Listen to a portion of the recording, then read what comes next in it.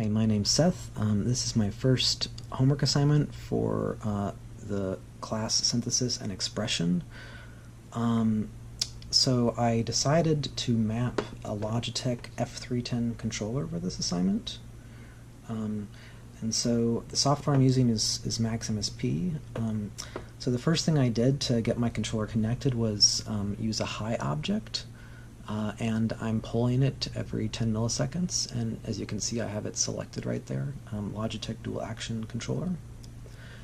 And then each of the elements of this controller is represented in this route object. So if I move, or push a button or something, it's preceded by one of these numbers that relates to which control I'm using. So if I'm pressing, let's see, if I'm pressing the X button, this goes through channel 4 on the route object.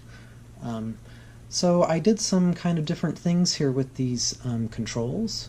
So let me show you what I've done.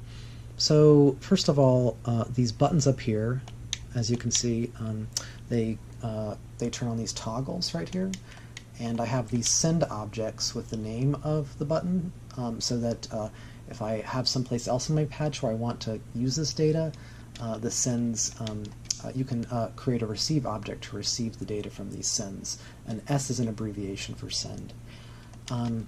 The Y and B buttons here are a little different. I have select objects, so instead of sending on or off, or these 0 or 1 integers through a send, I'm just having them send bangs. So I might use that for something else. Then the buttons on the top of the controller are here, and I haven't done anything with those yet. I don't know if I will, but perhaps I will. These buttons are also not mapped yet, the back and start buttons.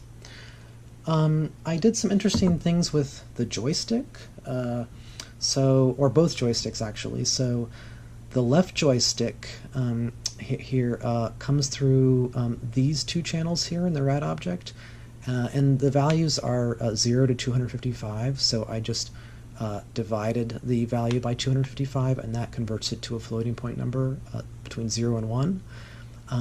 And that gets sent to through these two send objects. One is called joy LX, the other is called joy LY, for left joystick X and left joystick Y axis.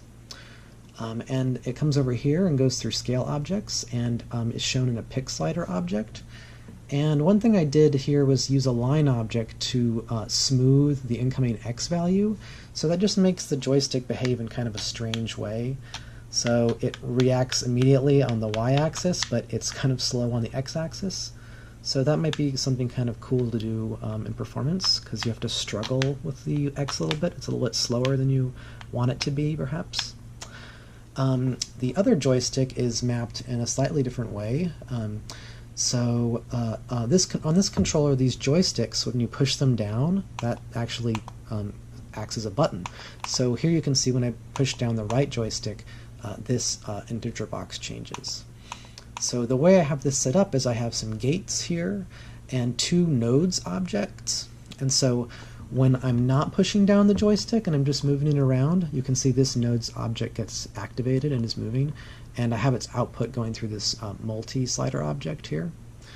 But when I hold down the joystick while I'm moving it around, instead of the X and Y axes being sent here, it gets sent to this object. So if I'm doing this, it goes on the left. If I push down, it shows up on the right.